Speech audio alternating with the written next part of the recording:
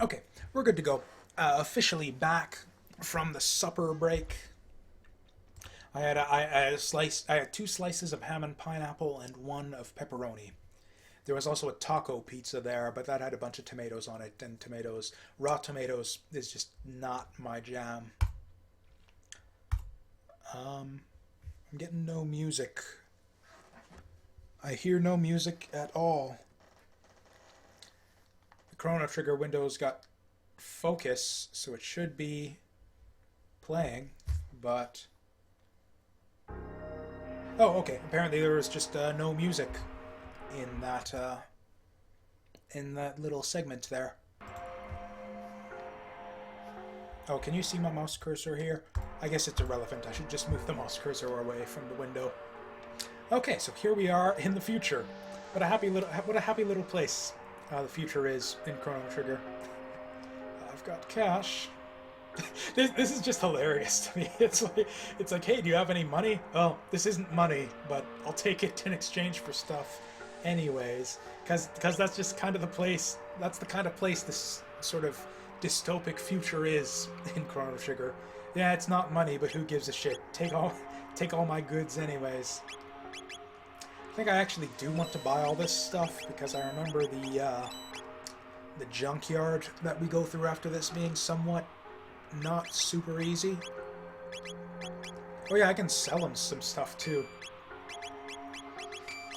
Actually, that's kind of hilarious and inconsistent when you think of it. It's like he doesn't recognize the stuff that we're giving him as money, and yet, or unless they went this far for the sake of consistency, but I'm pretty sure. So he's like, okay, this isn't money, but I'll sell you stuff anyways, and also, I happen to have a bunch of it if you want to sell me anything.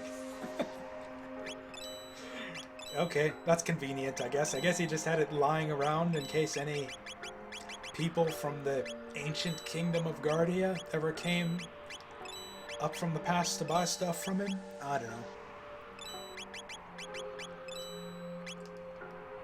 I don't know. I just think it's funny.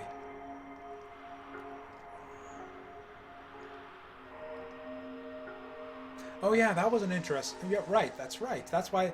Okay, that's another thing that I wouldn't have been smart enough to figure out as a kid. I bet you the reason why I remember Lab 16 being so difficult is that I probably wasn't clever enough to realize that...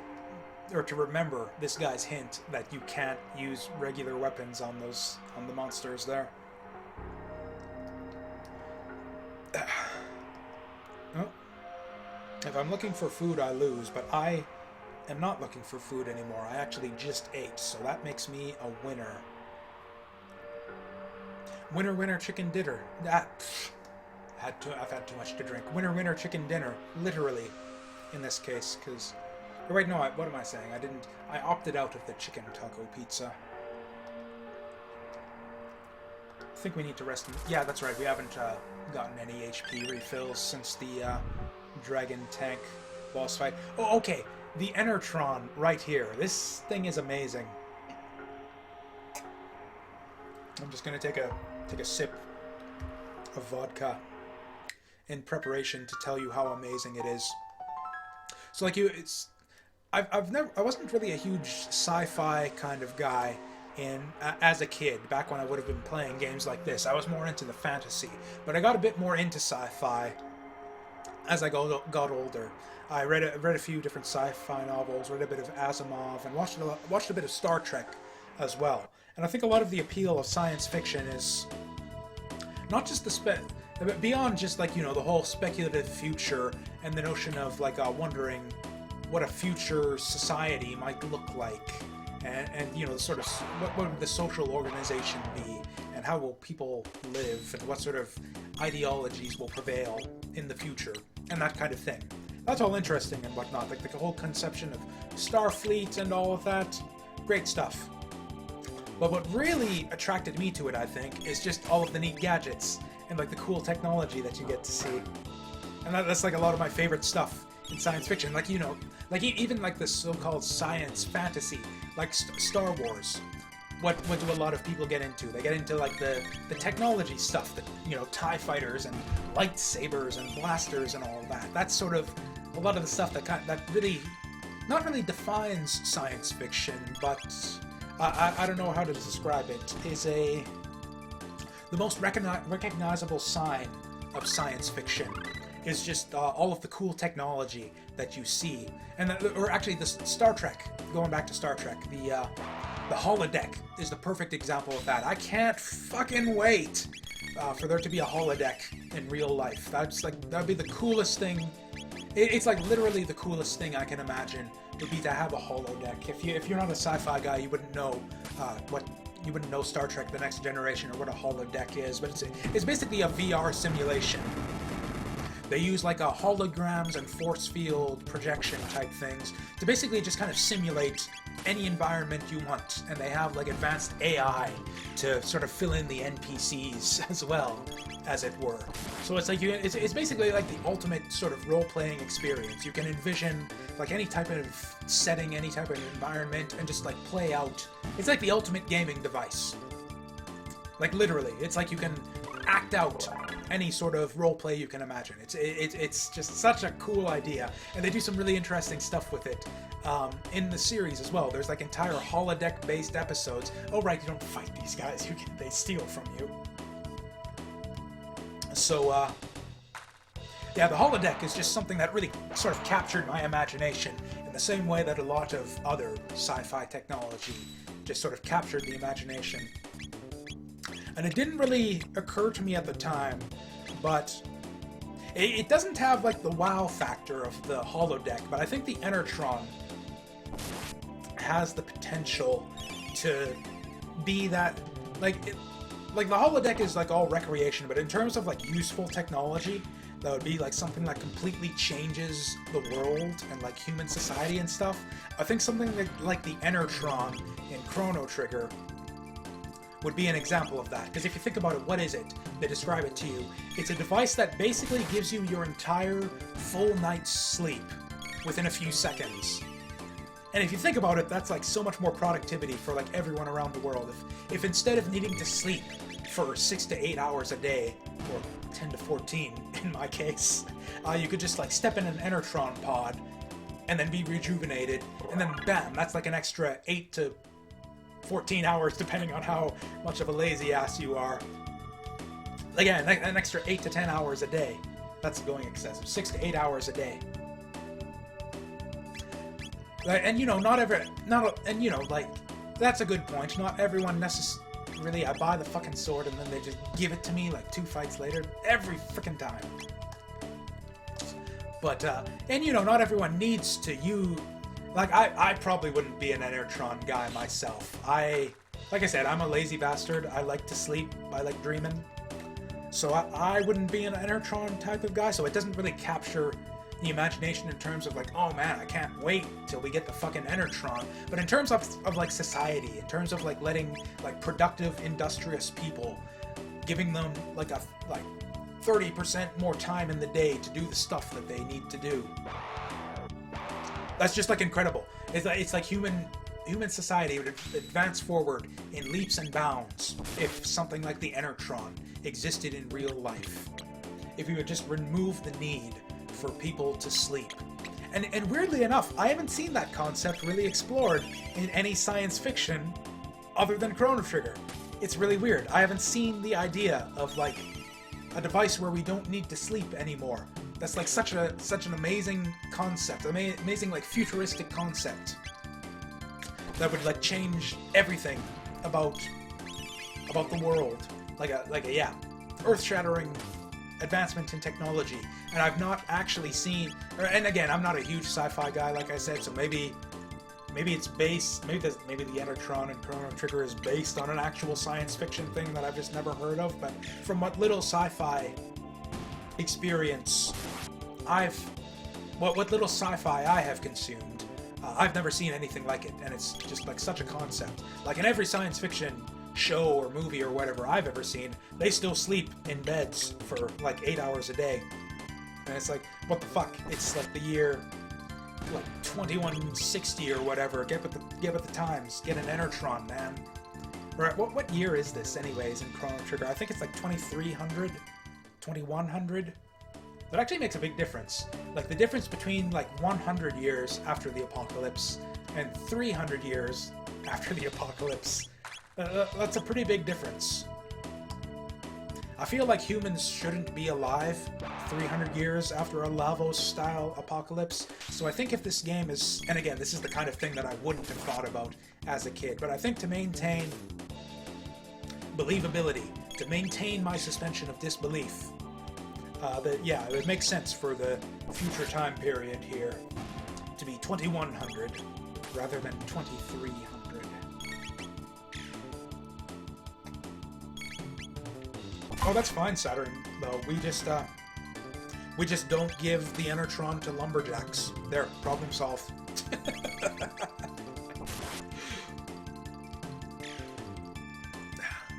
Of course, mind you, there's always a cost, mind you. Like that, and I like that too. How in the game, you know, it comes with a trade-off. It's like you Enertron, and then you're rejuvenated as if you had slept, but then you're hungry all of a sudden. So it's like you exchange your need for sleep at the cost of an increased need for food.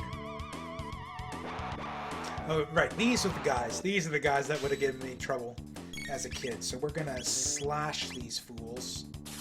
Hopefully that'll one-shot them. So yeah, Marl is basically just useless in like this whole time period. Like, she has no attack spells. In fact, she's pretty much...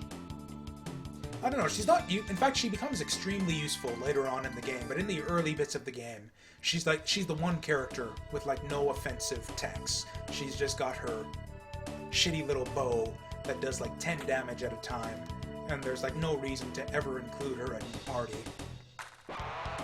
And then later on, she doesn't actually ever get... She's actually one of the only characters who doesn't get, like, an ultimate attack spell. It's like her best attack spell is, like, Ice 2, which is, like, the second spell that everyone ever learns is Element 2. And then everyone gets, like, all of these gigantic, world-devastating spells that do, like, 1,000 damage. And then Marl's still stuck with Ice 2, even at the end of the game. But... she has some of the most useful double techs in the game that lets you sort of increase her damage output beyond what she could do by herself normally. She's actually one of my favorite characters to include in an end game party because she can stick haste on everyone. Oh, that's a nice slash right there. Beautiful. 10 out of 10. That's an Olympic medal winning slash right there. Oh man, I'm really still losing my voice here.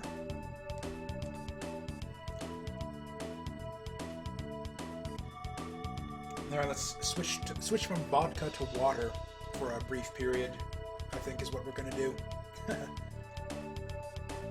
But I forget what I was saying. Are you gonna mess with me? Okay, apparently not. Do we want to do the sewer? We'll do the sewer after the Aris Dome, I think. And yeah, speaking of, like, weird, pointless little diversions that the old-school RPGs used to let you do. Yeah, there's, like, a whole side area in the future here that you don't even need to... Or, you need to do it eventually, but you can do it, like, way later in the game when you need to get your time machine.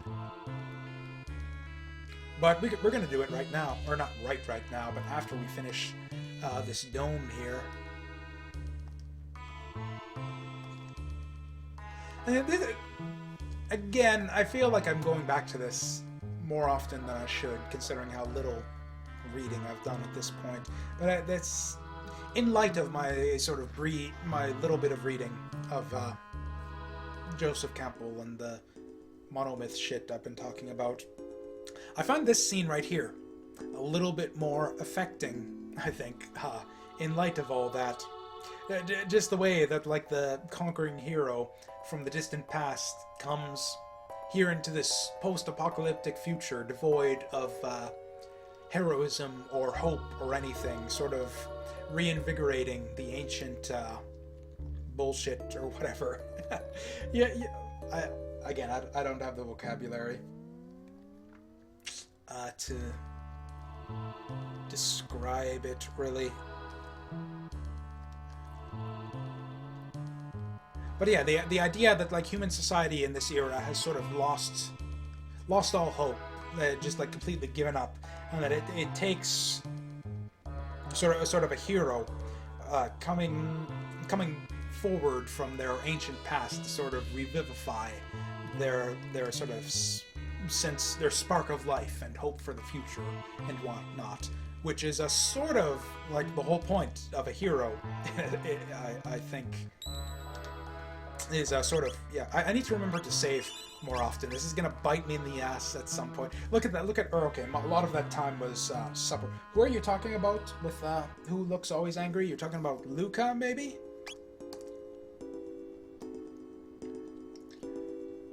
I can't really tell who always looks angry.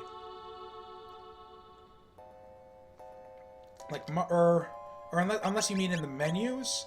Like, in terms of the menus, that's just the pose that they have. That's like all of the portraits here.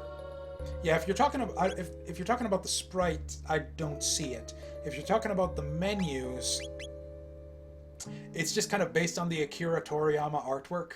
So like if you look up on like Google Image, like the artwork for the different Chrono Trigger characters, I don't know, this is just the pose, this is just what she looks like in the concept art for yeah, you're gonna get confused a lot now, actually, because I renamed all of the characters. So the canonical names for all of these characters, because the game lets you rename them, and I switched them all to Dragon Ball names because I'm a giant nerd. But the canonical names for these characters are, this is Chrono, Luca, and Marl. So if you ever hear me talking about Chrono, Luca, or Marl, these are who I'm talking about. Oh yeah, if you actually look at her, like you see the way she has her elbow up like that, it's because, and she's like, why the hell would a person pose with their elbow way up here? If you look at the full artwork, it's because she's brandishing her crossbow. She's like reloading it in the full image. Also, her hair is weird in this portrait as well. I don't know, it's like kind of weird, like reddish orangish, even though it's blonde on the sprite and blonde in the concept art. I don't know, it's weird. I actually, okay, Marl's, the pronunciation of Marl's name is a somewhat of a, okay, I'm gonna spell it out in chat for you right now.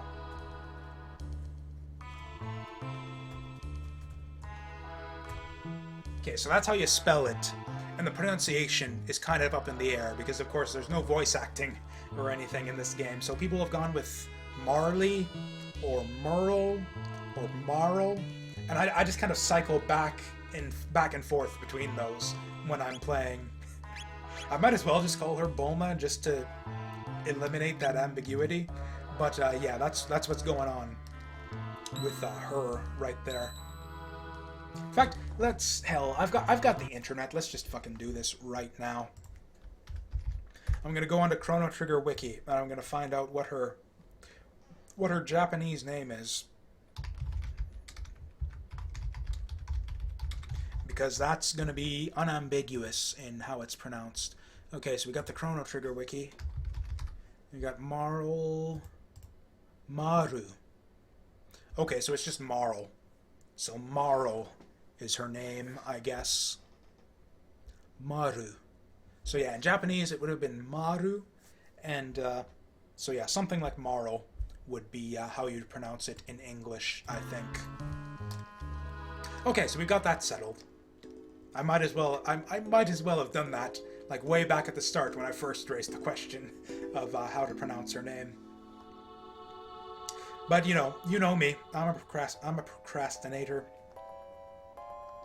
Still got that abandoned Final Fantasy Tactics LP series up on the YouTube channel that'll probably never finish. We need some healings.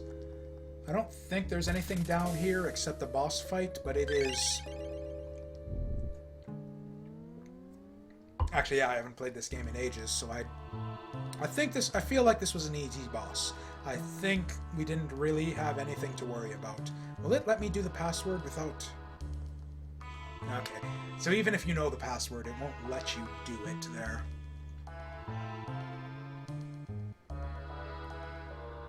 Yeah, I feel like I'm really, really well acquainted with the early bits of the game. But, yeah, I'm just wondering if there's anything I've forgotten. Or anything interesting. And I feel like there's a few interesting things that I've sort of noticed so far in the course of this playthrough. So, yeah. Whatever. It's Chrono Trigger. I like it. Okay, there was like a trick. Like a speedrun trick. Okay. There's some kind of trick I've seen at AGDQ where that you can skip this boss fight. It had something to do with the pause screen or something. I don't know. Okay, there was a trick with this one. I think you need to kill the bits before you go for the Guardian. This is another one that's kind of hard to parse. It's like he's got an eyeball in the center, but it's also kind of like he's got a head up top. So it's like, what the hell is going on with this thing?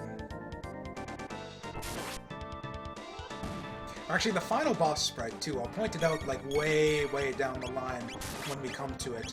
But, like, not the final boss, but the Lavos' second form.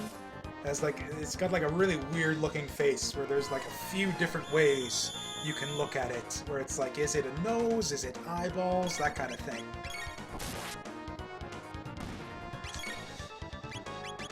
Okay. Yeah, we might as well let her rip with everything we've got. Does Chrono even have anything worth using right now? I feel like his main benefit to his techs right now is AoE. Like, it has 61 damage with that. She does 44. Although that's a critical, so... And Flame Toss is... Oh, that did nothing. I wasn't even paying attention.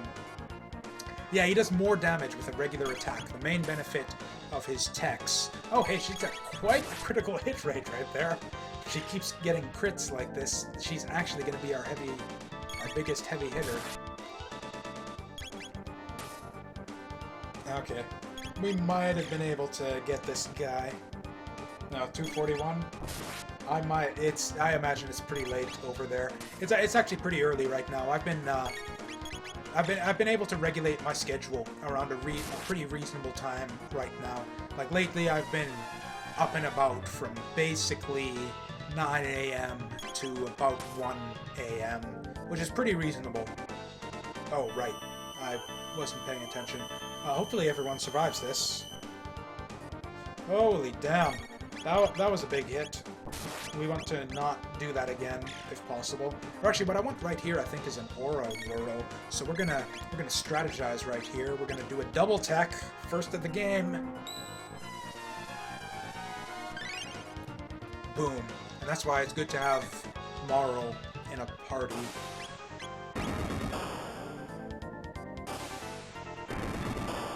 Although we're probably going to ditch her for the upcoming dungeon, just because we kind of want the offensive power.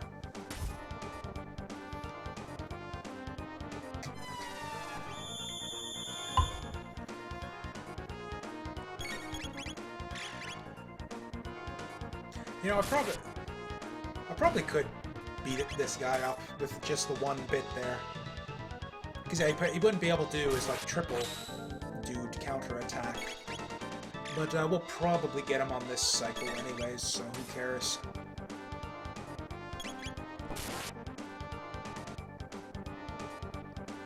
He's breaking down? Okay, there we go.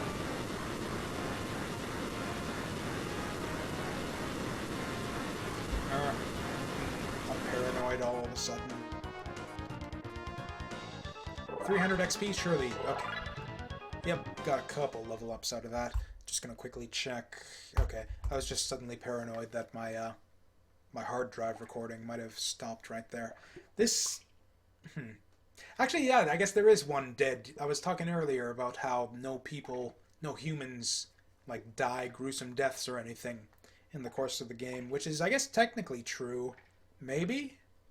Unless I'm forgetting something. But, yeah, we do come across a corpse. This is a pretty bleak scene. Or I guess it ends up hopeful in the end. But, yeah, the dude who went down for the food he's dead, and all of the food is spoiled, so I guess everyone in the dome is fucked. I think this is your kind of vision of what our future is heading towards. I guess maybe Saturn meteor, where all of humanity is just like our food supply is fucked and the planet is ruined, and our only hope is some asshole who went down to get the food supply and ended up dead with spoiled food all around him.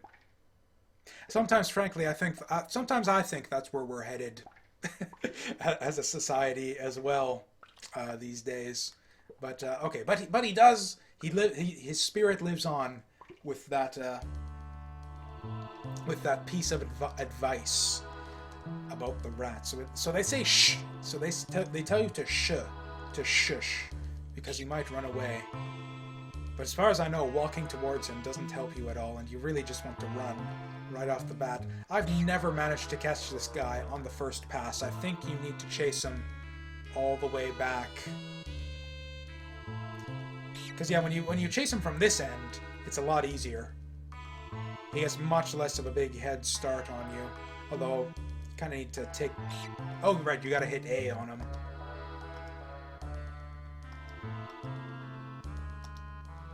Okay, so that's...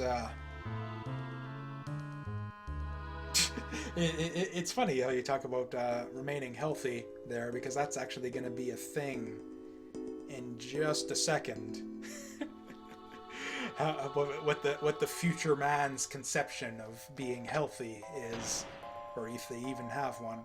But before that, we're going to go in...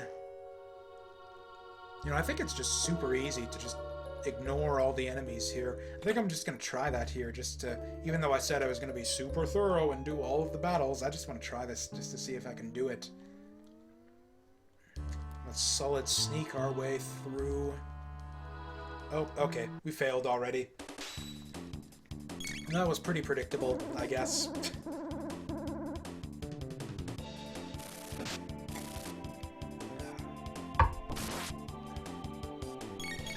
Oh wow, 80 damage and that didn't kill him. Man, Morrow, I tell you, with those crits. My god. Maybe I'll have to take her to the factory with me after all. Wow. Yeah, she's doing more consistent damage than Chrono, almost, it looks like. Is that a property of her weapon, or am I just getting lucky? Yeah, it doesn't change like her... doesn't say that it crits more often or anything. I guess I'm just getting lucky.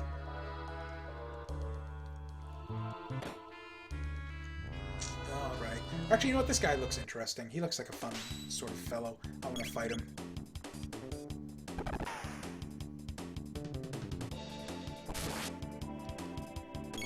Actually, now might be a good time for a Aura Whirl. Actually, not even an Aura Whirl, just maybe an Aura on Chrono. And then he can finish up the fight.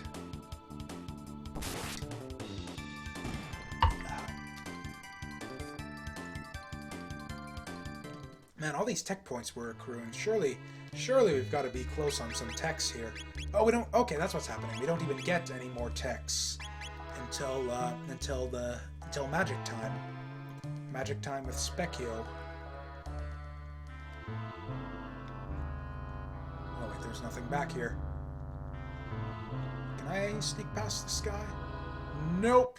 Wow, that's a lot of rats. What? What? What is he doing? Is he just gonna kill them for me if I leave him? Well, okay, we won't go that far, but that's pretty amusing.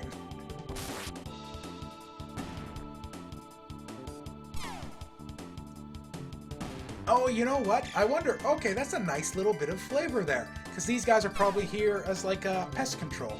Because, like, what are these random robots doing here in the cellar? Or whatever the future dome equivalent is.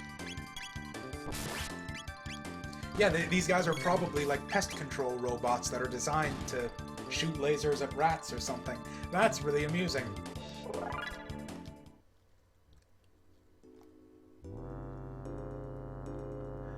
I've already fought one of those guys. I think we're good. Oh, yeah, I think I want that, that glowy console thing.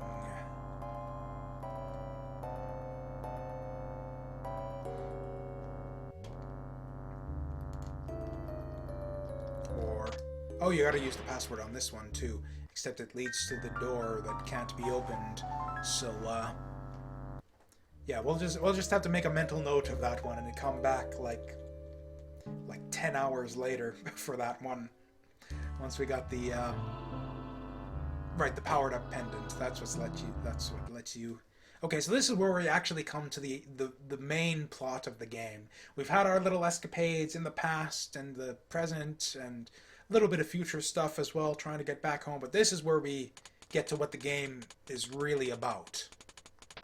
This is the first inkling of like a main plot line that we get here, and it's, I mean, I've been kind of dicking around a lot and taking my sweet time going about playing the game, but even so, like, it kind of takes a while for them to get to the point, as it were, which I kind of appreciate. It's a very relaxed pace, I think, this game has, which I really appreciate nowadays in an RPG. So yeah, so now they show us where the dome is, and now this is how everything went to shit, and why the future is the way it is. Oh, and we get the Lavos theme too, it's so good. Assuming we get it, I'm pretty sure it plays here. Yeah.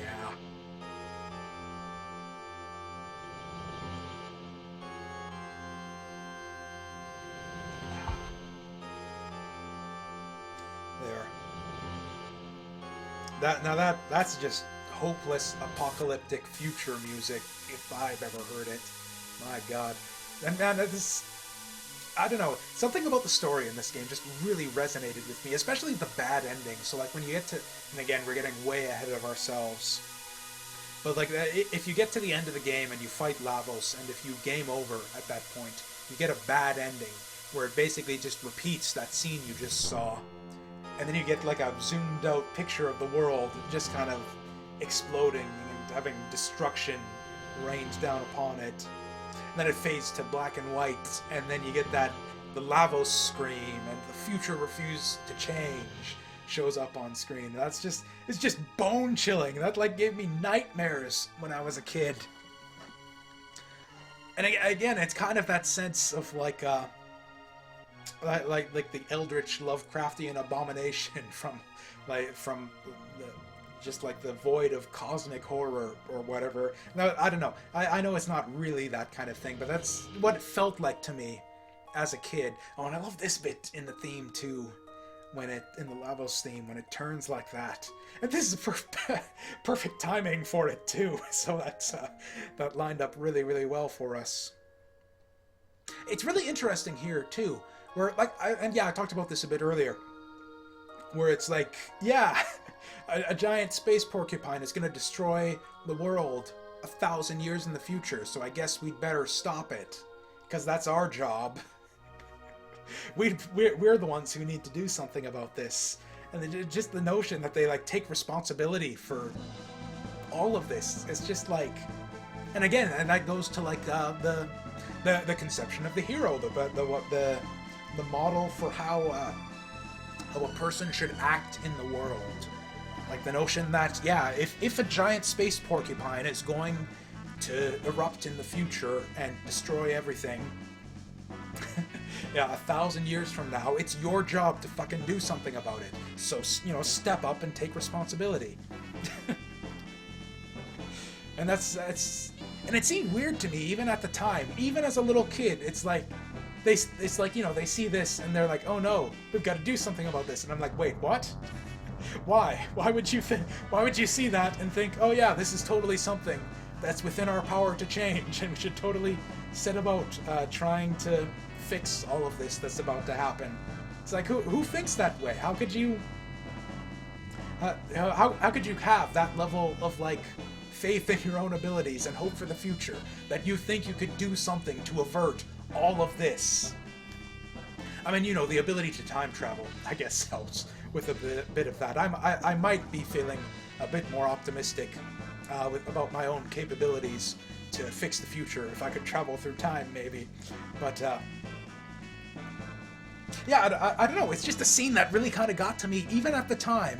Just struck me as a bit odd and kind of got to me, and even more so today, in light of just, again, all the reading I've been doing, all 100 pages of one book of reading that I've been doing.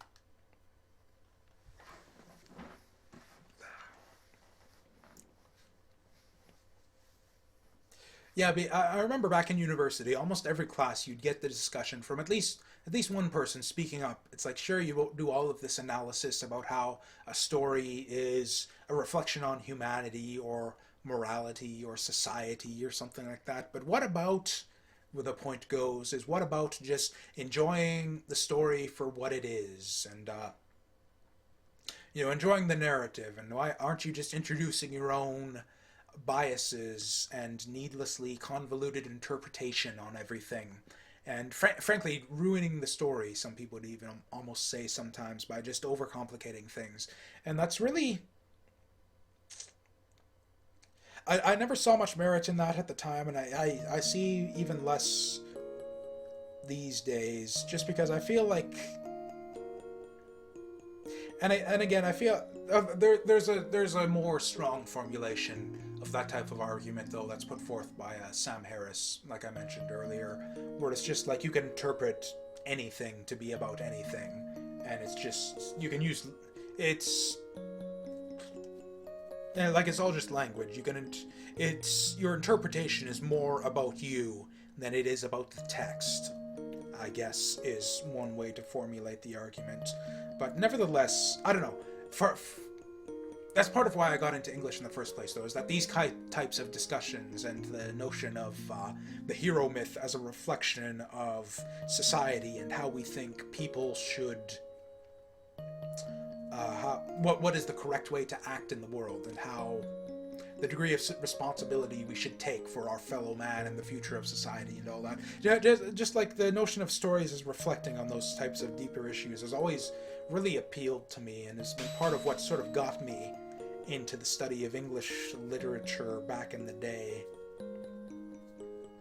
And again, like I said, I kind of fell out of that as I got into the more sciencey end of things. I switched over. I don't know if I've mentioned this on stream before, but I have mentioned that I didn't finish my English degree, but I switched over into computer science and took a more, I guess, STEM type approach to things, and sort of fell into the more STEM-oriented worldview at the same time, which sort of lined up perfectly with my my atheism as well at the time. But I don't know, that yet even now, and even back when I was making that sort of change in my interests, actually Chrono's doing it again. He's doing it again from the front perspective. He's got the hand across the front and the thing on the chin. How have I never noticed this before? I swear to God, this is like the first time I'm seeing that pose of his ever, or the first time I'm noticing it, and this is just like bugging me out. Actually, I do have money, but I don't actually want to buy anything. I think I have some stuff to sell. Or mid-ether. 30 MP. We're not going to need any of those for a long, long time, so I might as well just sell one of them. Although, frankly, I don't think money's... That's a nice little callback there, too. I didn't even notice it the first time around. Yeah, I don't know. I like these Twitch streams, but I feel like when I'm commentating, I run on autopilot even more than I do when I'm like just sitting back and enjoying a game. It's like I'm focused more on what I'm saying than on what I'm doing.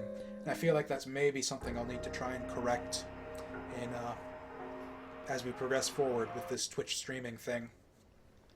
Anyways, we're going to go into the sewer right now. This is an optional side area. Although it's not, again, it's not entirely optional because you need to come here eventually. But it's really weird. Like, you don't need to come here until like 10 hours down the line when you come back to get your time machine. I should have Enertroned before I came here. This was a mistake. Whatever, we can go back. But by the time you come back here, like 10 hours later for your time machine, you're like 20 levels above the enemies, and this whole area is just trivial. So it's like the area is balanced for you to come here at this point in the game, but you don't actually need to come here at this point in the game, and there's almost, I don't know, maybe there's some items or something, but there's almost no benefit to doing so, except like a little bit of extra story fluff, I guess. Because this is your one opportunity to meet with, is it Balthazar, I think? Yeah, meet with Balthazar in his sort of natural habitat, as it were, I guess. The role of the... That's another thing I was thinking about, like the notion of... I keep calling it the Spirit Guide. Joseph Campbell calls it something else. But, whatever, I'll call it the Spirit Guide. The notion of, like, your sort of mystical aid in the hero's journey. And I feel like the three wise men in this game really fit that bill to a T. It's like, when you look at the progression of the story and what happens to sort of facilitate the hero's journey to defeat Lavos, all three of the wise men really have like have in their own different ways very critical roles of in the progression of the story, in helping Chrono to overcome Lavos. You've got the time machine from Balthazar, you got the magic sword from Melkar, you've got, oh, of course, you got like the main guide himself, Gaspar, at the end of time. And again, getting kind of ahead of ourselves.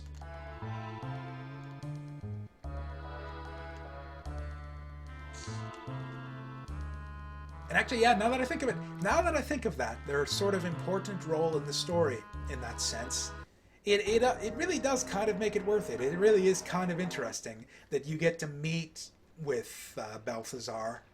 And I think this is pretty much the only way to talk to him at all, is by going through this dungeon. And he only has like a couple lines of dialogue that he gives you. And then that's your reward for traversing this extra dungeon. Okay, we can do a flame toss. Actually, let's... Okay, I bet that the flame toss won't work on the water dude, but we'll try it anyways. Actually, that seemed to do more damage to Egder. Egder. Yeah, sure, that's an Egder. That's exactly what it looks like. You take one look at that thing and you think, yeah, that's an Egder. Oh yeah, there's like some weird stealthy nonsense in this dungeon too, isn't there?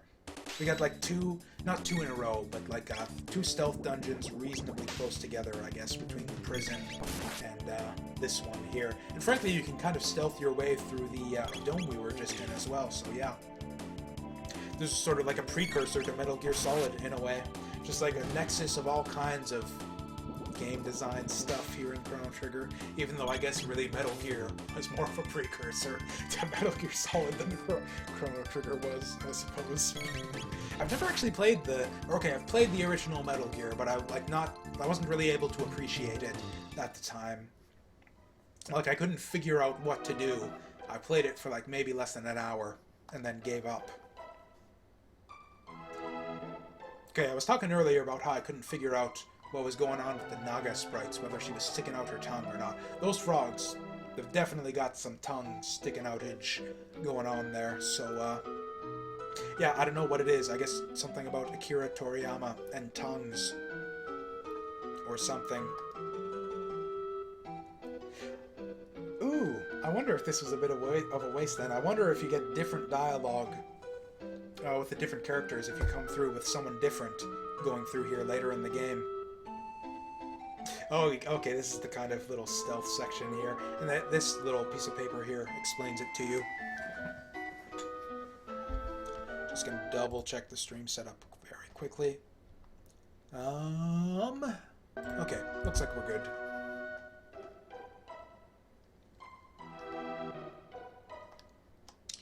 Okay, and there's a nice little Woolseyism right there. I would rather have my gums scraped. So yeah, if you talk to the cat, he makes a noise, and then the fishmen come up. Now, can we actually... Let's try a double tech. Let's see if we can, like, speed things up a little bit. By actually using all of the tools at our disposal. Okay, if these guys are all gonna get an attack on me every single time I trigger one of these before I get to do anything, then maybe we're not gonna trigger anything. I had this notion that I was just gonna trigger all of... Or on the other hand, if we can cyclone them and one-shot them, then maybe we do all of them. Because I had this notion that I would just, like I did with the Millennial Fair events, just like trigger all of the bad shit. And we were gonna do that again here.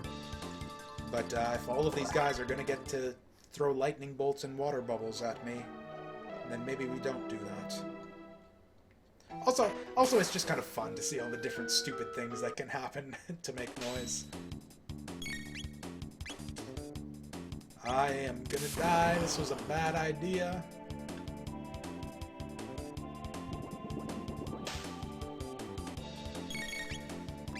Okay, please hit all three of them. Thank you.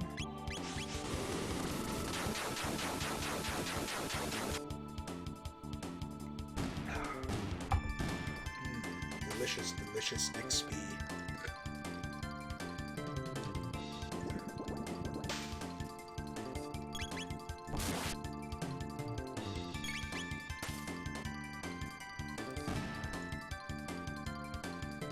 So we went from 3 of them to 4 of them. Will we get 5 in the next fight? That would be fun.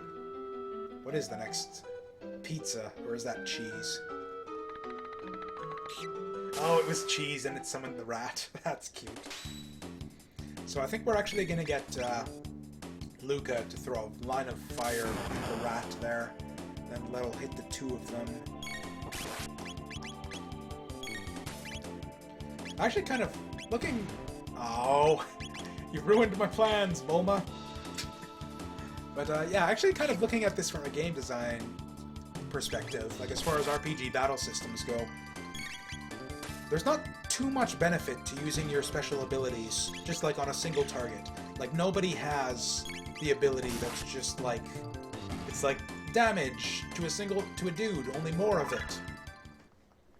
There isn't really anything like that, unless you do like the double slash with Frog in the Middle Ages, although we don't have that anymore. Really the only benefit to your different techs in this game at this point is to hit enemies that are grouped up, which is, I don't know, it's at least a little bit interesting.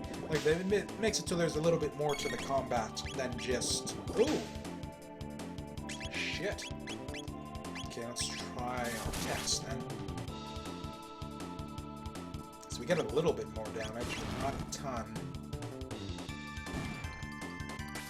I was really hoping to get a fire whirl on all 3 of them there, but oh well.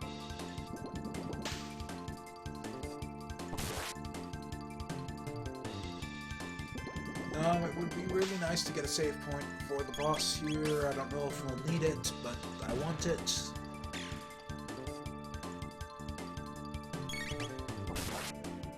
Actually, one small thing that kind of bothers me about, now that we're talking about the battle system, one small thing that kind of bothers me is that if you hold down the button, it's a little bit slow to attack the enemies. One of the things, or was FF6 before or after this? I feel like it was before. But in FF6, you could like hold down the attack button, and it would just like instantly do your regular physical attack at the earliest possible opportunity. So like if you would just want to go really quickly through a regular, you know, trash fight against stupid enemies, you just hold down the button, and it'll just, your guys will attack as fast as they can. Whereas if you do that in Chrono Trigger, they're a bit slow on the draw. If you see, it takes like a half a second holding down the button like I am now for it to actually pull off the attack.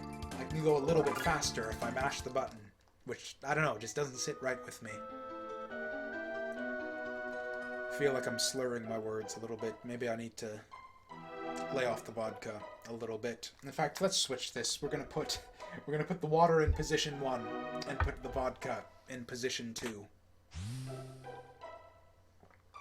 And we're gonna keep that up the next hour or so, I think, until we can learn to speak correctly.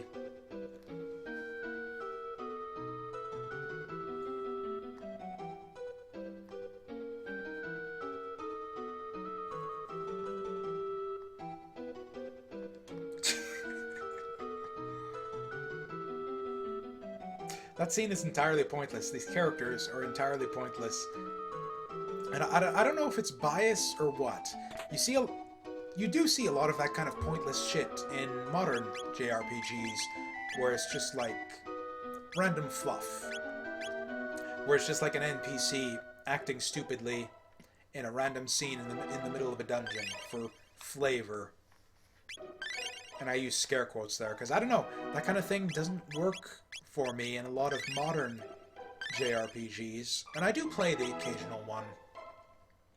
Although, frankly, there aren't that many where it happens. Like, I feel like a lot of the modern JRPGs are almost entirely... They go two routes with it, where they're almost entirely bereft of humor. Like, a lot of the modern FF games. Like, FF12 to a certain extent, although that game had a little bit of charm to it. Occasionally. There wasn't a lot of story in the first place. FF13 was completely serious. 13.2 had a bit of charm to it. Lightning Returns was... Actually, Lightning Returns is a good example where like you can see how it kind of tries for charm and kind of fails. Or at least it did for me. It just came off sounding kind of... Like you have random NPCs who give you side quests where it's like... Yeah, find my green dolly. Oh no, you got me the red dolly, not the green dolly, you dolt. Now I'm gonna go insane and make you fail this quest. And it's like, I don't know, it just doesn't work. It's hard to quantify, or hard to qualify, I guess is the right term. And then you got this random guy right here. Speaking of just like random bits of flavor and charm. What is the point of this guy? Why do we need like a Sir Crawley of the sewers with henchmen and like a full-on boss fight and dialogue and a name? Why does this guy need to exist? Yet here he is anyways, and I kind of like it. And I kind of appreciate it. And I don't know, just something about this kind of thing. It's like they do it in the modern JRPGs, and it just kind of doesn't work for me. Or the better counterexample is you see a lot of the modern, like anime-inspired JRPGs, like your Tales of series and all of that, where it's like basically just all jokes about boobs, basically, which is fine, I guess, to a certain extent, but gets kind of stupid after a while when you see it in like every game. Constantly. Like, I remember that it didn't ruin the game or anything, but I thought there was excessive boob-related humor in, what was it? I played one of the not super recent Tales games. I think it was Tales of... I can't remember. It was the one with Mila. Her name was Mila. She was like a fake... okay, I don't want to spoil that game because... It's not exactly ancient or anything. I'm fine spoiling Chrono Trigger because anyone who's watching this probably knows Chrono Trigger other than Saturn Meteor. But anyways, yeah, the Tales game with Mila. But and yeah, pretty much like the only note of levity that game had was like humor related to like ecchi shit and boobs and similar type humor, and it just got kind of repetitive after a while. It's like that was the only thing it ever did to try and lighten the mood. And I've seen streams and videos of the other Tales games as well, and that repeatedly seems to be kind of the only note that those types of games can hit. And it just kind of, and a lot of modern anime too, it's all kind of related, where it's just like the state of the Japanese, I don't know, otaku media industry, I guess. I don't know. And I consume that shit, don't get me wrong, because I've got a weakness for titty anime, I guess. But, okay, looks like that's nothing. But I don't enjoy it. I'm like, I wouldn't ever recommend any of it, and frankly, I think I'm wasting my time with it. Like, I watched Monster Musume. I watched that whatever something. My girlfriend is a gal. Whatever. That was shit. I don't know. I watch these series and I hate all of them, and I don't know why I bother. I watched a little bit of what was it? The really scummy one that everyone hates, just out of curiosity. Let's ignore all that because something actually interesting is going on here. This is our reward. This is the whole benefit, as it were, to going through the sewers this early in the game and fighting that boss fight when it's still kind of tuned to your level.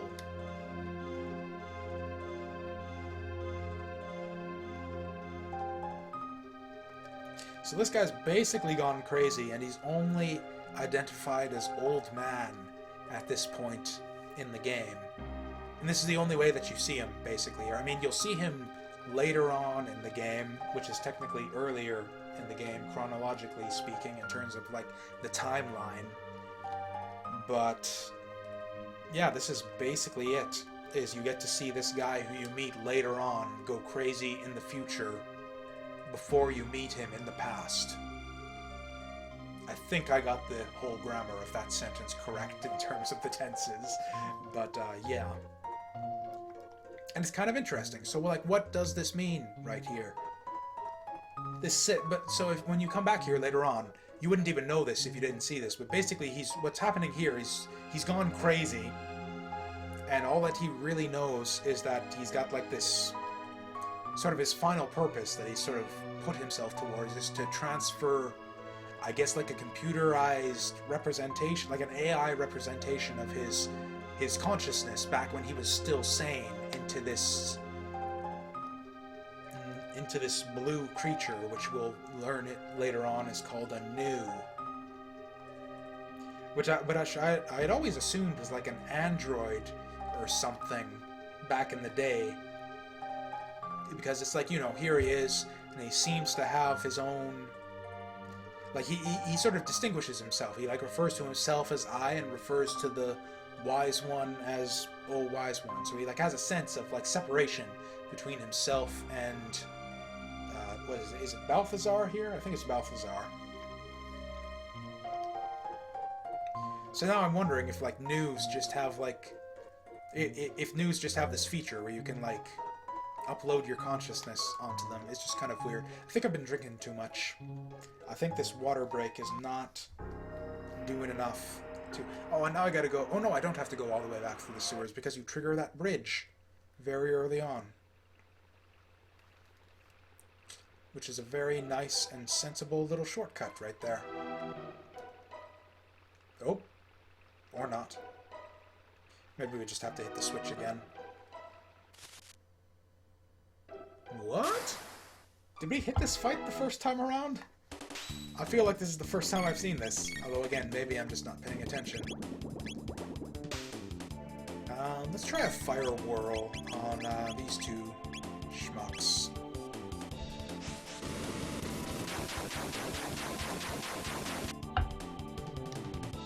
Ooh, that's a lot of damage.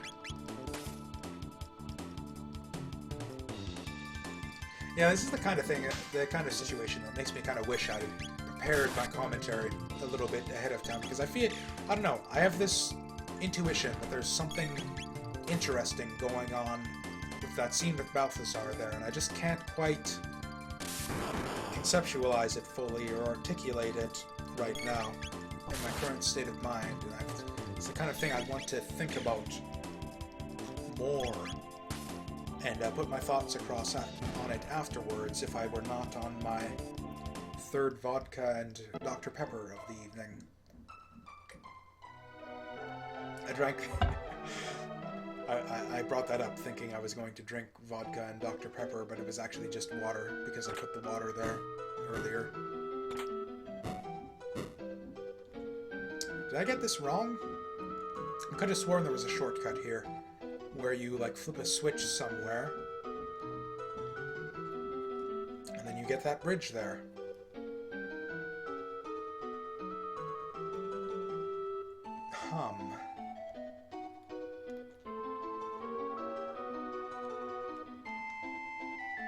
Okay, so if I go further this way, then what's here?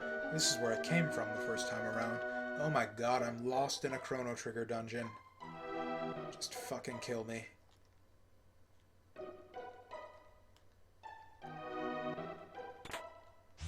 Okay, so that's the door.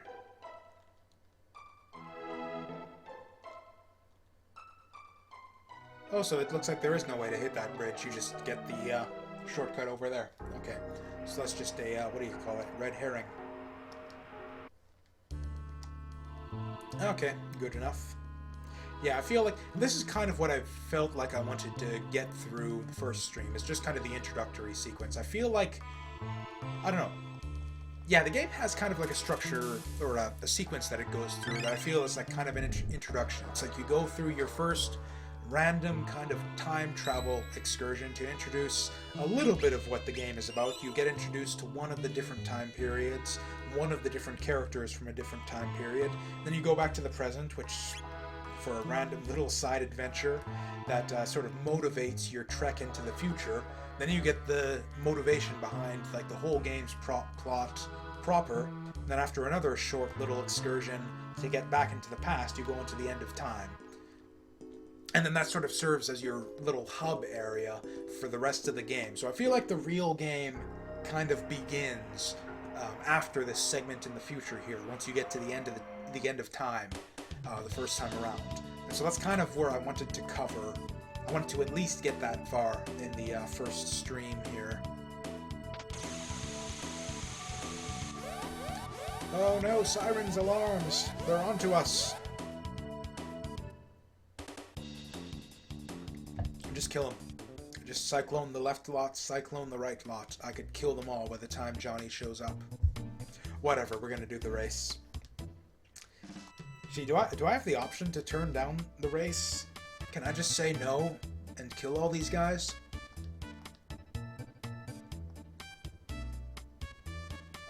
I think I know how to ride. It's pretty simple, if I remember correctly.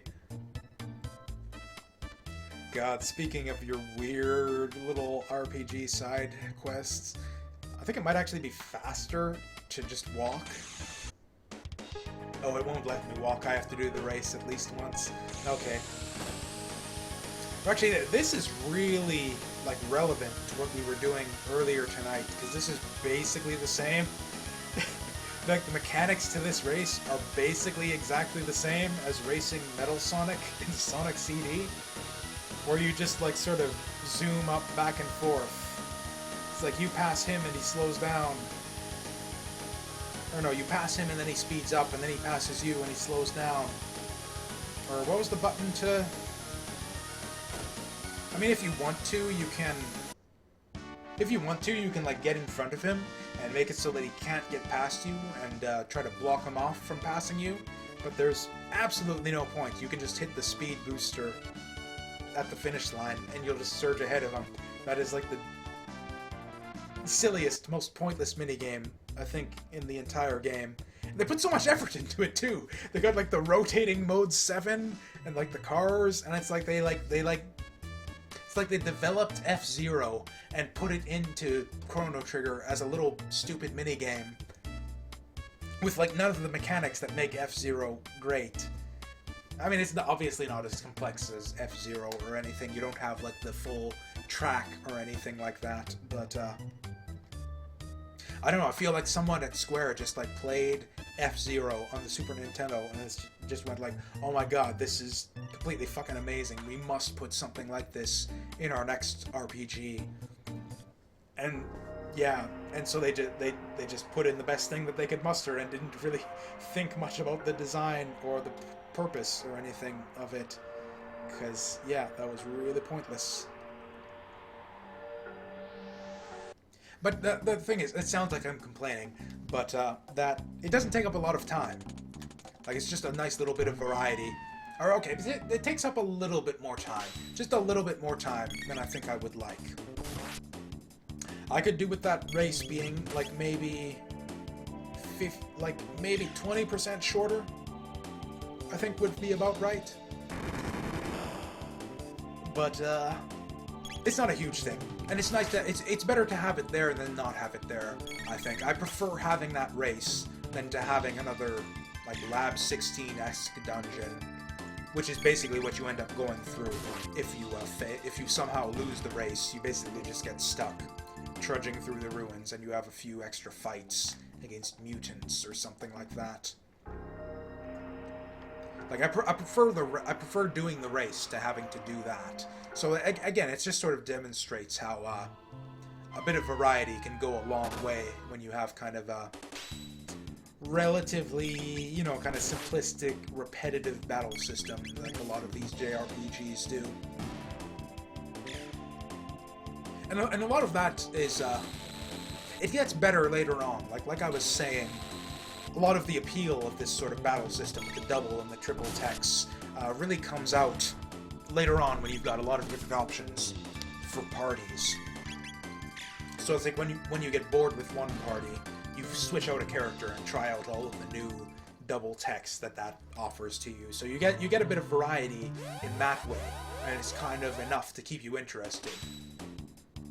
That's sort of what I feel like is what JRPG battle systems are all about. It's just like you have a really simple core that basically all JRPGs are predicated on, which is just pick your option from the menu, either attack, magic, or item. That's basically all a JRPG is you pick one of those three options each turn. And then, like, the essence of keeping that interesting from game to game is just putting that little extra bit on top of it. And in Chrono Trigger, I feel that's double and triple techs. In Saga Frontier, it was kind of similar. And part of the reason I like that game, or it was a similar kind of thing where you've got, again, just different combination abilities, different abilities you can unlock by using other different abilities, and just all of the different, just trying out a bunch of different combinations. That's kind of the essence of the appeal of the larger battle and character building system in this game, I think. And in Saga Frontier as well, where it was kind of developed and fleshed out a little bit further.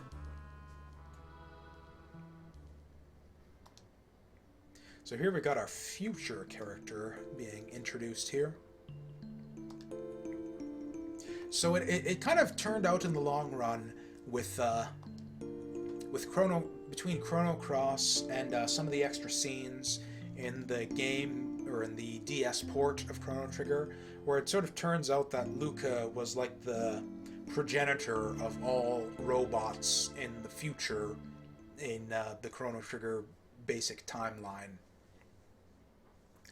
And one of the things that I'm kind of interested to figure out in this playthrough is if there's actually any hint of that in the original game.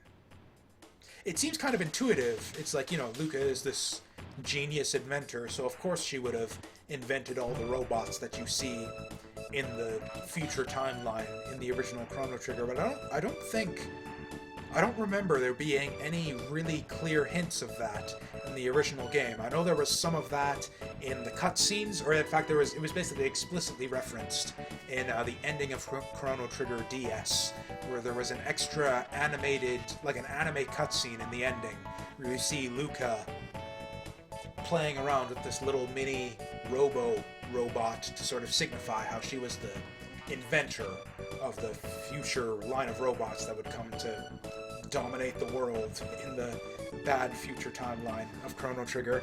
And then I think there was a bit of that in, I don't remember specifically because I only played through Chrono Cross once and would never play it again. But I feel like there were some hints of that in Chrono Cross as well, but I don't remember much in, like, the original game to sort of make explicit or even hint at that connection between her sort of being the, I guess in a sense, the grandmother, the great-great-great-grandmother of Robo. So I'm curious to see if there's anything that I might have missed or forgotten. Oh, what do we do?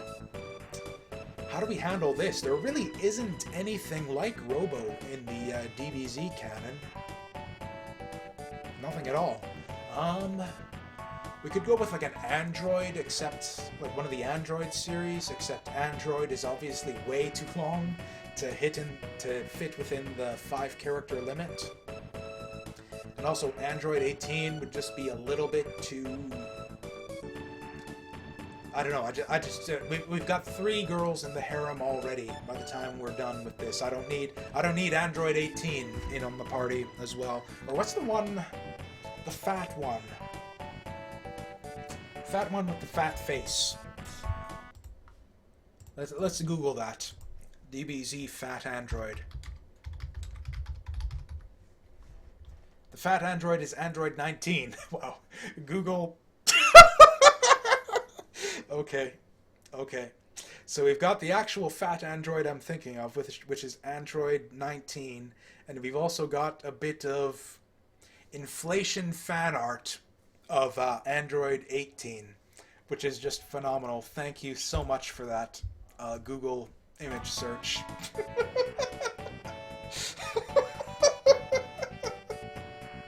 That was just perfect. I should have had that up on screen. Okay, so how do we represent that? How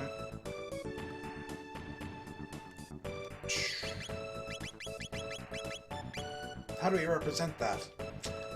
Maybe like a Android. How about just number 19? NO.19. There, you are number 19. Number 19, that is perfect. that was just perfect. Okay.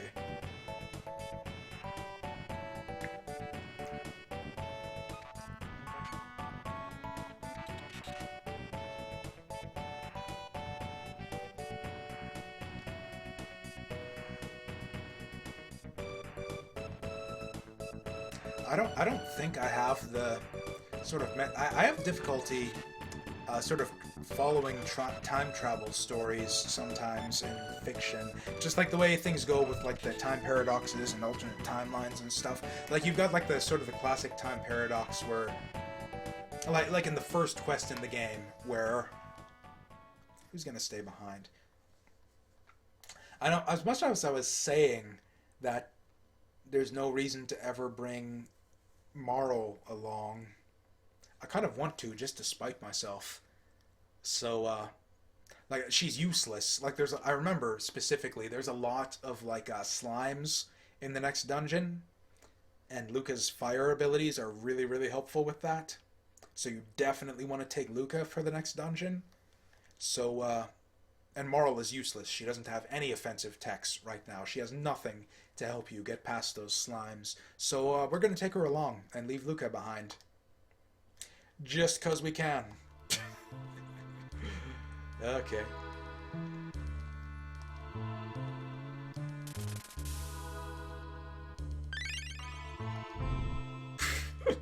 Also, I think it's just hilarious that Robo is also kind of looking dejected that he's still hungry after the Enertron. I guess he just likes to fit in. I guess he just wants to pretend like he's hungry. Just because that's what everyone else was doing as well. Or actually we can save here on the world map. That's a good idea. 3 hours, that seems really... Or okay, we spent like over half an hour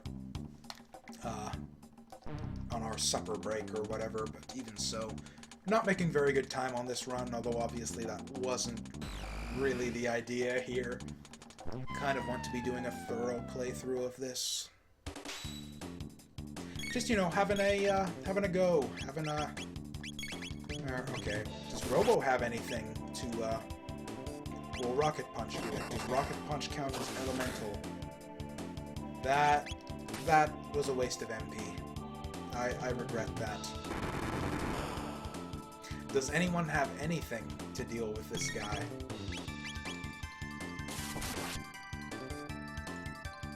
That's not bad. Slash might carry us through this. We've just got to be... And yeah, we haven't used any tonics not tonics, the other one. I'm not going to check the menu. I'm going to remember this off the top of my head. The name of the item that refills your MP in Chrono Trigger is it just ether? You've got tonic. Fuck it, I gotta look it up. It is ether. Okay. Because, yeah, tonic is unique. I don't think that any of the Final Fantasy games or anything had you use tonic to refill HP. But they all use ether.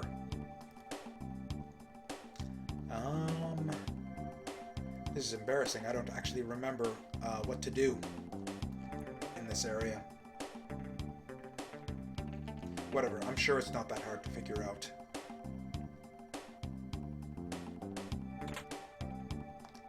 Oh, hey, there's something. Hey, it's maybe a good thing that we took Marl along after all. She actually gets a good weapon right off the bat.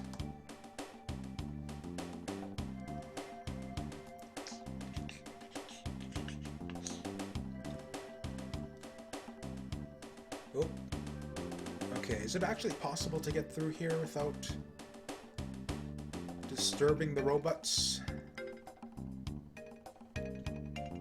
Is there even any benefit to doing this? I feel like this wasn't the way to do this correctly. I feel like there was a better way. What? Okay, yeah, there's got to be a different way to do this.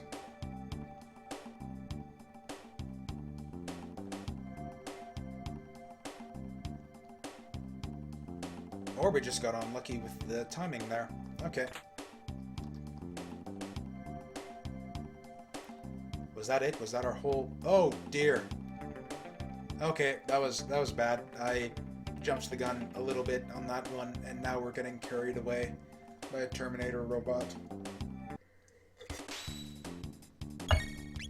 Actually, as much as I was saying that, like, oh, there's no single target, just like pure damage single target abilities here.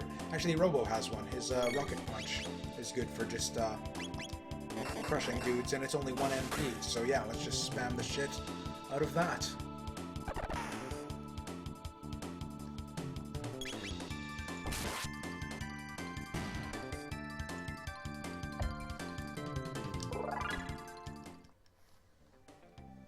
Yep, if I remember correctly, we have to do a bunch of these now. We have like 3 or 4 fights as a result of my screw-up there. Luca would be a good person to have here, so we could do the fire whirl on these guys. But whatever, the regular cyclone is actually just as damaging, I think. I don't think the fire adds anything to the damage on that, because we were doing like 100 before anyways.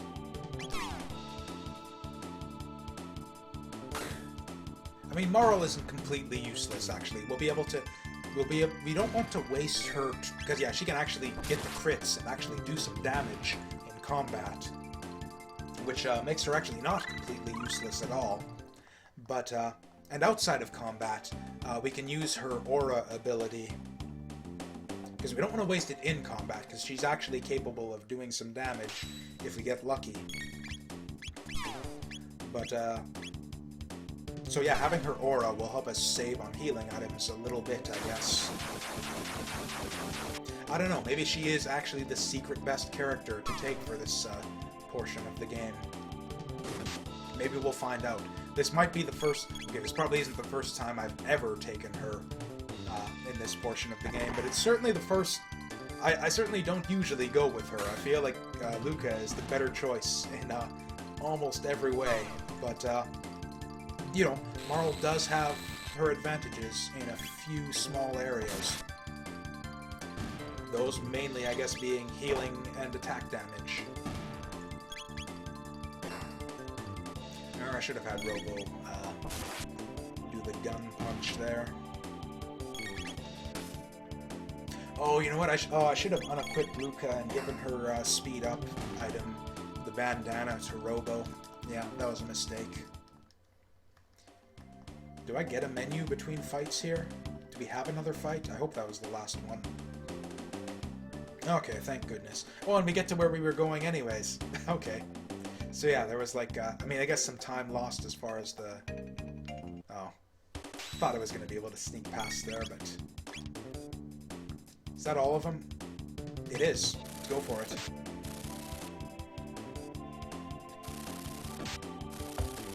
Okay, we need some healing after this fight, I think.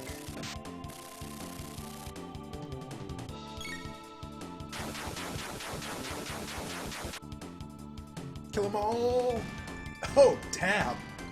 Oh, that's a pretty sight. Let's see a level up out of that. Nice.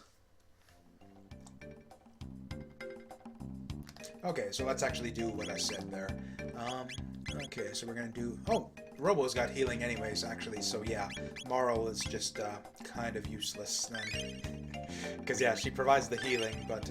or I guess that preserves Robo's MP for rocket punches, I guess, if you want to use a bunch of those. Even though they do, like, 1 damage to the slimes, which are the main obstacle, I think, in this area of the game. Let's just fucking fight him. Or can I slash them? No.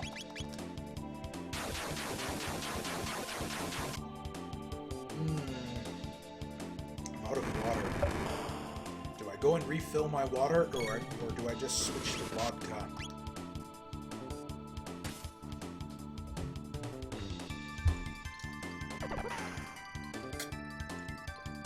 Okay, I've made my choice.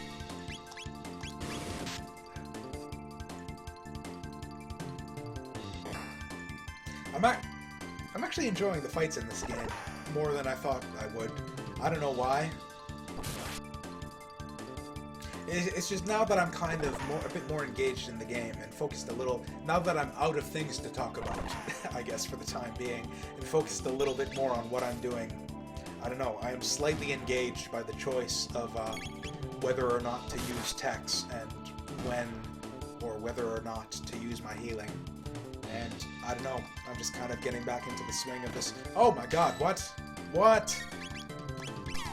Okay, fine. We'll be fine. Everything's fine. Actually, these guys are easier than the other guys, so yeah, I don't know what I'm freaking out about. Just mainly surprise. I should do some kind of like a stupid horror jump scare game at some point, just to see how it goes. I don't generally play those kinds of games just because they don't really work on me. They just come off as kind of boring.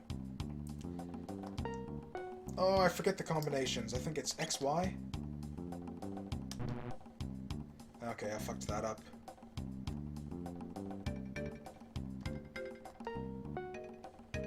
X. Okay. I feel like it was some combination of either XX or XY.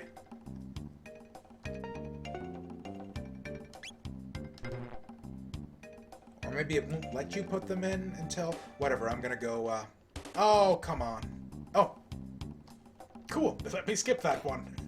I got a freebie there. Does anyone need healing? I think we're all good.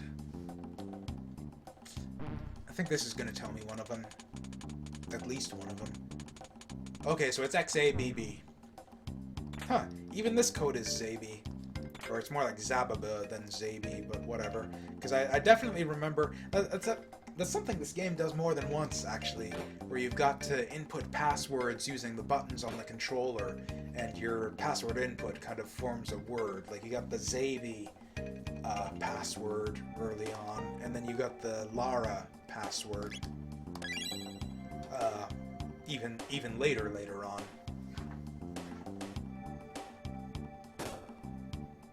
And again, that's a weird thing that I don't think I've ever seen. Or actually, that's not true. Donkey Kong Country... Right, I know for sure Donkey Kong Country 3 did, and I think maybe the previous Donkey Kong Country games as well. Or no, not Donkey Kong Country. What am I thinking of? I think it was Jungle Book or something like that. Had like a cheat code where you could spell a word. You could like spell words using the buttons on the controller, and that would be like cheat codes for the game. Like you spell in berry with an A, like B-A-R-R-Y, and that was a code to do something or other. Yeah, now thinking more on it, I think it was a Disney game. I think it was either Jungle Book or Lion King had passwords like that.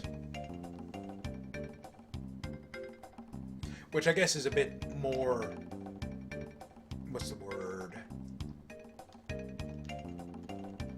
Whatever. I think I'm just going to get through this dungeon and call it a night, because I'm kind of losing my mind and losing my sense of direction and commentary and whatnot. Oh, I was hoping I could get away from that, but I couldn't. But it doesn't really matter, because I can just cyclone a lot of them. This is probably, if I were so inclined, this actually might even be a good room to farm experience, because I can just, like, just kill them all for, like, a couple bug tackles and 2 MP. And I get, like, whatever these guys are worth, 104 experience. That seems like a sweet deal. Is it? 400 to the next level, 52 to the next level, 249. Okay, so I'd be gaining levels like every 5 fights or so. Okay, let's definitely not get hit by these guys, because I don't want to fucking do this shit again. Okay, this makes no physical sense right here. Why am I going faster on the conveyor belt than these guys are? Like, sure, they're heavier or whatever, but the belt is moving as fast as the belt is moving. There is absolutely no reason why they should be moving faster than me. Complete physics fail on the part of Chrono Trigger right now. I think... I don't know who all worked on this game, actually, but they should all be sent to physics jail, for sure. Yep, that's the one. Zaby, just like I was just saying. I really should know. I really should have read up on like the history and sort of the development pedigree behind Chrono Trigger, or at least refreshed myself on that, because that's another kind of interesting thing about this game. As I recall, this game was kind of a convergence of a lot of different talent in sort of the RPG scene. At the time. Like, you have a bunch of different dudes from different backgrounds in different RPG series sort of coming together to work on this game. Like, I think you have some guys from Enix working on this. You, of course, got Akira Toriyama, who has not just his sort of... I don't know to what extent Akira Toriyama, like, whether he's just an artist and other people do the writing, or whether... he like has some input on the stories of the series he contributes to, but I feel like there's like sort of like a common elements to some of the different Akira Toriyama series I've seen beyond just his artwork. There's a sort of adventurousness, the sort of I don't know how to describe it apart from like the sort of Gulliver's Travels element of just like visiting all of these different societies and seeing like all of these different places with vastly different, just like, yeah, seeing all these different settings and meeting all these different types of races and civilizations and stuff. Like, you see a lot of that. Like, DBZ was that kind of adventure story, and Chrono Trigger is as well, where you got the different time periods. Dragon Ball GT, which is actually a series, and I'm talking the original Dragon Ball, mind you, not the Dragon Ball Z, was less of that. And Dragon Quest as well. A lot of little interesting vignettes you see in some of the different towns in those games, especially Dragon Quest VII, which was the main one that kind of sticks in my memory. And yeah, I don't know to what extent that's just a coincidence, or whether or not Akira Toriyama is like actually like secretly a writer, or like has some input to the story of all these different games. I don't know. Or I guess it wouldn't be a secret to the Japanese. I'm just ignorant in that regard, I guess. But I don't know. It's just kind of interesting whether it's just like this, just my mind putting things together that don't belong together, and just noticing similarities between series and anime and stuff with the same art style, or whether there's like actually, or whether Akira Toriyama actually had something to do with the stories of all of these different games and anime that he's contributed to. So that'd be another kind of interesting thing to look up. But yeah, anyways, there's Toriyama. I think the guy who wrote like the story for Chrono Trigger, who was definitely not Akira Toriyama, but yeah, I think he was like someone like famous or who had some pedigree within like working on RPGs and stuff. Of course, you got Yasunori Mitsuda, who I don't know what he was known for at this point, but he's certainly known nowadays for a lot of fantastic different game soundtracks, although mainly Chrono Trigger being the biggest one that he's known for these days. Okay, I think I can get Chrono to slash those two on the left.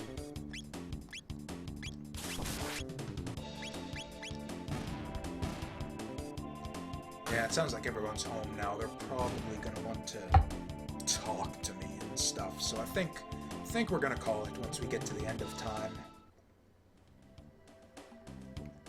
In fact, we might even rush through the rest of this dungeon to make sure we get... Because, yeah, we've been going for, like, what, close to 7 hours right now? I think that's a reasonable amount of time for a stream. Apparently Twitch thinks it was a productive stream. I have earned... It looks like 3 different achievements for this one stream, which, that's just... Yeah, they've introduced that since the last time I was streaming, and I just find that really amusing. And, you know, I guess it's a fine thing that they're trying to encourage more people to sort of use their service and, you know, get more up-and-coming Twitch streamers and motivate them to stream more and build an audience and all of that. And I just find it kind of cute. And yeah, for those of you, I guess, who don't know about it, I feel like I've had that bolt sword for a long, long time and just never equipped it because I thought I had one already. Auto attack, hit def. I don't think I want Berserker on anyone right now. Maybe on Marl, actually, because her techs are pretty useless in combat. We mainly just want her to aura people.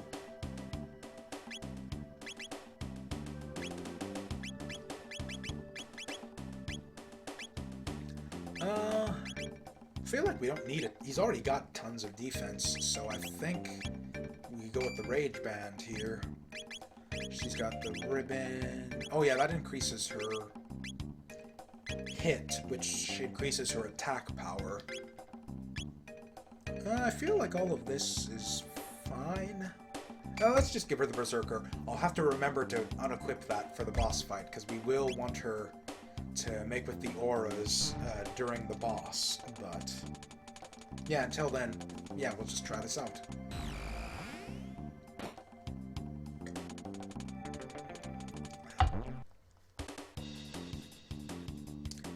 I feel like that's what's kind of missing from my whole notion of like talking about ideas and you know, big ideas and video games and that kind of thing. It's just I need to do more research, and I just don't have the inclination or the motivation to do so. Like, I'm sure there's a lot of interesting history behind this game, and I know I've seen it before. There's, oh shit, I wanted the other one. Damn it. Fucked it up. But, yeah, I remember reading, I think it was an article on some game site at some point that did, like, a sort of history of Chrono Trigger and the various sort of famous Japanese game industry people who all sort of collaborated to bring it into existence. And, yeah, I feel like this is the kind of thing that I'd love to talk about if I remembered enough about it to, yeah, talk about it on stream. But, yeah, maybe that'll be something to look up, I guess, for a future stream. Oh, Gracker221, hello and welcome to the stream. Don't know how long that message has been sitting up there.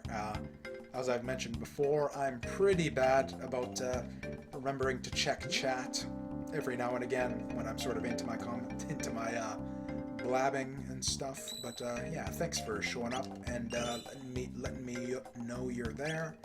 Having a little bit of trouble with my words right now because I've been streaming for close to 7 hours.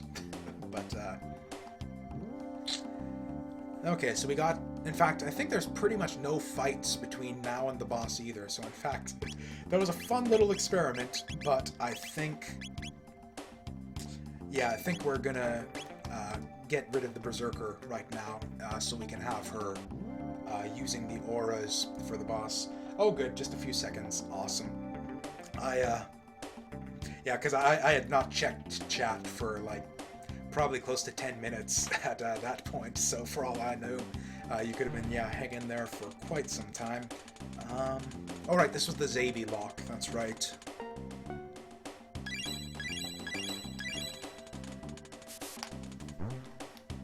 I don't remember if they let you put that password in or not, if you haven't looked it up. Like, I know the rat password in the, is it the Proto Dome? Whatever, the previous dome. They don't let you use that password until you get it from the rat. So you can't skip things there, but they... I feel like maybe they let you do this one if you've memorized the password. I don't know, I've never thought... Like I've mentioned before, this is a pretty thorough run that I'm doing right here. I want to experience everything the game has to offer. Yep, 7 hours. I didn't even kind of mean to. I didn't think I'd go much longer than 4 hours, but, or mind you, okay, to clarify, I'm not like an idiot at Chrono Trigger or anything, where I've been playing 7 hours and I've only gotten this far. I played a bit of Sonic CD before we got into the Chrono Trigger, so that's why the stream's been up for 7 hours. So yeah, we have not been playing Chrono Trigger for 7 hours. Chrono Trigger, I think, is going on a little bit close to 4, I think. But we did play some Sonic CD before that. But yeah, this is a little bit of a special occasion for me. This is my first stream back to Twitch in like a little over a year. I've been stuck with shitty ghetto internet that I can't stream with for about a year, and just recently, a new plan from a competing ISP has been made available to me, so I can get back on Twitch now. So I'm doing my big Chrono Trigger marathon now. I'll probably stream more tomorrow and the day after, and continuously until I'm done with Chrono Trigger. And that's going to be my big celebration into getting back on Twitch. This is kind of the first sad moment. We've had like kind of dark moments with the introduction of Lavos, and we've had kind of darkly comic moments with the trial and just the pure comedy of some of the stuff in Middle Ages and whatnot. But I think this is just like the first like pure, like gut-wrenching scene where it's just like, oh my god, what are they doing to our friend? No, stop this. Or in fact, we've got to do something about this. And they let you run forward and get knocked back too. It's just like an amazing... They really do run the gamut of emotions, I think, with this game. And again, with those kinds of adventure series in general, where you go to a bunch of different settings and it's like completely different... just completely different timelines and completely different settings that you're going through. And you really just like run the gamut of just like what is possible in an RPG or a story. And that's one of the things I really like about time travel stories in general, is just that variety in the setting and the tone and all of that. I think Final Fantasy 13-2 did that really well as well. Oh hey, yeah, I don't know what it is. It seems like almost the only people who watch Twitch streams anymore, or at least I found this even a year ago when I was streaming before, is like almost everybody who pops into the stream is also a Twitch streamer. It seems like that's just the way of things right now, where I don't know if it's just that the only people who watch Twitch streams are Twitch streamers, or it's just that all of these people who have been watching Twitch streams over the years have, you know, all decided to get into Twitch streaming. But yeah, I just find it interesting. And now here I am. I've been watching Twitch streams for like years before I got into streaming, and now here I am. And it just seems like everybody's getting in on it. And I don't blame them. Like, it's fun. I enjoy this. I can see why it's growing in popularity. Oh, we're fucked. We're getting fucked. We're super fucked. Fuck. I think we've got to revive. I think we'll be fine. It still happens sometimes where I'm not paying attention to what the fuck I'm doing, and I just sort of let party... Oh! That, I believe that indicates a follow here. Yep, Gracker, thank you for the follow. Now, the question is, do we heal Chrono, or do we just go for the Cyclone? I think I know what the answer is there. Boom, boom, boom. Okay, and that's the end of that. And so, and yeah, like I was saying earlier, this is kind of the end of like the introductory segment of the game. You get introduced to a few different time periods, kind of the main core cast of characters, your three from the present, Chrono, Marl, Luca. Luca, that's a pronunciation I haven't looked up. I looked up Marl's Japanese name to get her pronunciation right, and so she is Maru in Japanese, which is probably Marl in English. Luca I haven't looked up yet, but I'm guessing it's just Luca.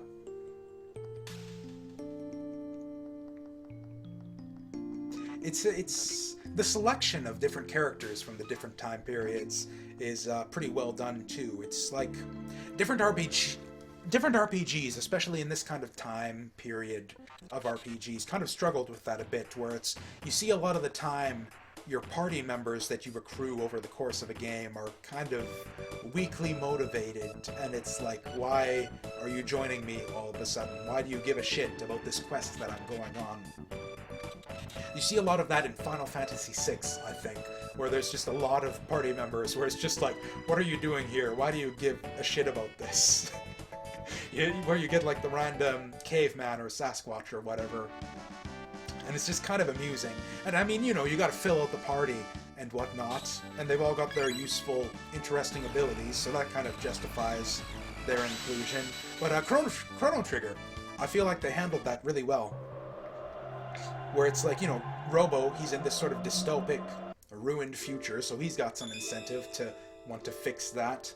Frog is like a legendary hero, so of course he's all in on, you know, saving the future or whatever. Same with Ayla. It's like all of the people that you accrue from the different time periods are sort of exceptional individuals. This is kind of an interesting, unique situation we're on here. This is the only time in the game where you get the 3 party members trailing behind you. Because of course from this point onward, this is where they impose the 3 party member limit. So this is the one point in the game where you can get that 4th member trailing all the way behind you. Actually, will they let me go into... Okay, it would be convenient if I could just get them all to learn magic from Specchio right now, all at once. Although I guess you don't have to take Robo in.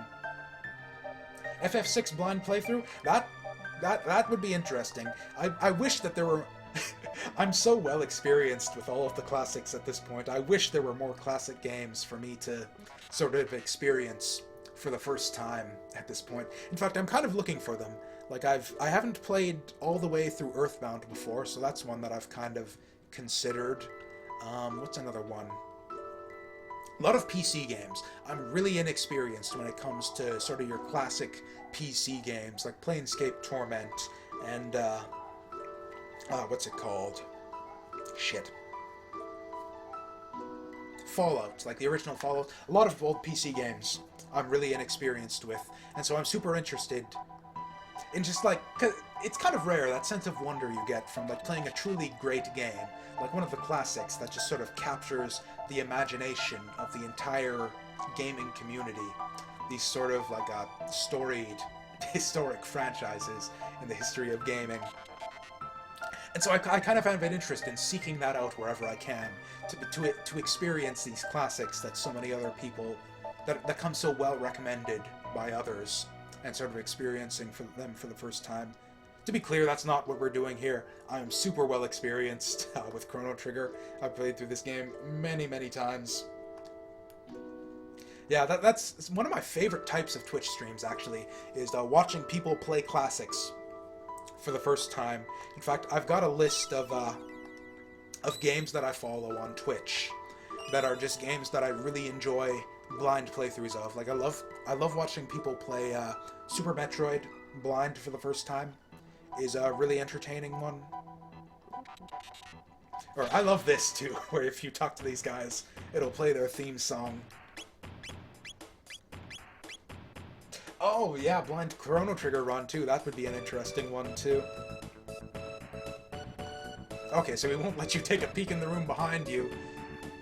He won't let you take a peek in the room behind until he tells you to take a peek in the room behind. And yeah, we weren't nearly low-leveled enough to get the pink frog, Specchio. So alas, he will forever remain a mystery for this playthrough. I'm pretty sure I have seen him before though. If you do an extreme low-ball run, where you're just running from all the fights and avoiding combat as much as possible, and you keep your levels extremely low, you can get the pink frog, Specchio. and it's kind of pointless. Or I guess there is some benefit, because each version of Specchio gives you a different prize for beating him. So I guess you do get like a few extra tabs or whatever if you do manage to get the lowball pink frog. But yeah, Chrono Trigger is a good one to see for the first time. Super Metroid's a good one.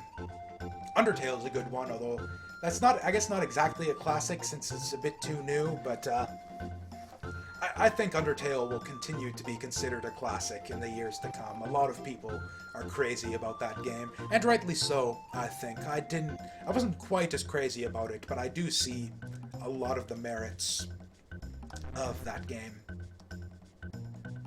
Oh, go fuck yourself. Or did he say clockwise or counterclockwise? Also, did he say walk? Do you have to walk? I'm not sure exactly what the mechanics are of this one. Is there a way to cheat this? Or do you have to walk? I feel like I've ruined it again already. That did it. Okay, so it does let you run. I almost always walked that one just because he says walk, so I don't want to cheat. Again, I was a good little boy. I always did what RPGs told me to back in the day. I would never try to sell Marl's pendant or anything like that back when I was a kid. But nowadays, I try all of that shit every time I play one of these games. Okay, so we got some magic. Wanna try it out? I feel like this guy's like really, really difficult to beat your first time around. But we're gonna try it anyways. Is she gonna get one shot? Or no, she's ice magic, so I think she's... I don't even know if it works this way, but I think that characters are resistant to the element that they like have magic for.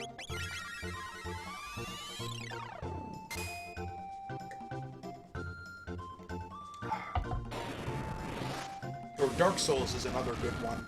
That's one that that's been out long enough, I think, that I would consider Dark Souls to be a modern classic at this point. So yeah, Dark Souls is another good one that I really like seeing blind streams of. This is going pretty lucky for us right now. As long as he doesn't kill anyone off too early, you're kind of alright for this fight. Because, yeah, the more party members you have alive, the more firepower you have, and the faster you can take them down. Like, if he hits Chrono... Okay, he didn't hit Chrono. That wasn't a lot of damage, though. I think maybe we can finish him off in, like, a couple more attacks if he hits Chrono. Oh, yeah, we did it. Nice.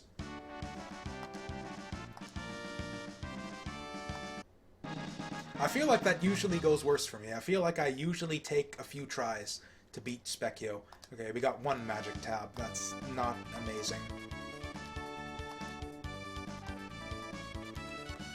And there's no need to do this, but like I said, I'm doing a really thorough run, so I'm gonna go ahead with it anyways. So yeah, basically every time you get a new party member, you want to take them into Specchio so that they can learn magic. But there's some party members who can't learn magic, so there's no point except to get the dialogue that he gives you. And so yeah, since Robo is not alive, he can't get magic, but lasers are basically magic, so it's fine. I'm not looking for practice right now, though, so, but yeah, you know, we got the dialogue, and that's what counts. And he says hey, so I guess that means he wants us to talk to him? Interesting bit of foreshadowing there, too. He's like, long ago people all had these powers, and eventually you get to meet those people. I would not have... That's not terribly obvious foreshadowing. It's kind of a little bit subtle. And again, a lot of these people who are crazy about Undertale, I feel like they kind of don't appreciate the extent to which this type of subtext and foreshadowing was really present in a lot of these old classic RPGs as well. At least I've certainly been seeing a lot of that in this game. This just kind of cements for me that... Because yeah, I've been referencing back to this on throughout this playthrough, where I've made my list of top 10 favorite JRPGs of all time. I think Chrono Trigger is like number 3. It's like 2 or 3, maybe 4. I could go look at it right now, but I don't care. This is kind of depressing music. Or actually, what I really want... So anyways, I think I'm going to stick to my word and actually call it here for the night. We are just over 7 hours right now. But okay, I can't make any promises. I would like to continue this tomorrow. We're sort of new on the streaming schedule thing. I don't like this music to play things out, though, so we're gonna... Right, we're gonna put Luca out so that we can get her theme song, and then we'll have heard all of the character themes that are available to us at this point. Booyah! Actually, I think I do like the two of them together for this next dungeon anyways, because I've got the best magic. But yeah, like I said, this is like my very first streaming day, so I've got a pretty regular schedule between like work and like my sleep cycle these days, as opposed to the completely random bullshit where like sometimes I'd stream at like 2 o'clock in the afternoon, and sometimes I'd stream at like 5 a.m. or like 8 a.m. or 1 a.m. A lot of early a.m.s with my previous streaming. But what I'd like to do is sort of work things around my work schedule. So I'm thinking like pretty much all day on the days that I'm off work. That would be Monday. Actually, even the days that I'm off work, I've got board game nights. So yeah, pretty much during the day. Pretty much afternoons on Monday, Thursday, Friday, Saturday, and then evenings for just a couple hours on basically the other days of the week. So tomorrow evening, late evening, starting around like 9 o'clock my time, which is like right now. So like about this time tomorrow, I will start my next Chrono Trigger stream, if I'm not too exhausted from work and whatnot. So that's the plan right now, at least. And yeah, I am happy to have introduced at least a couple new people to what I'm doing here. You can expect more of it in the future. Got the nice happy fanfare to play us out here. And yeah, thanks Gracker for joining us. Thanks Saturn Meteor for dropping in and saying hi again. Thanks Captain Luigi for popping in and saying hi way back at the beginning. And yeah, hope to see all you guys around and many more in the future. Have a good one.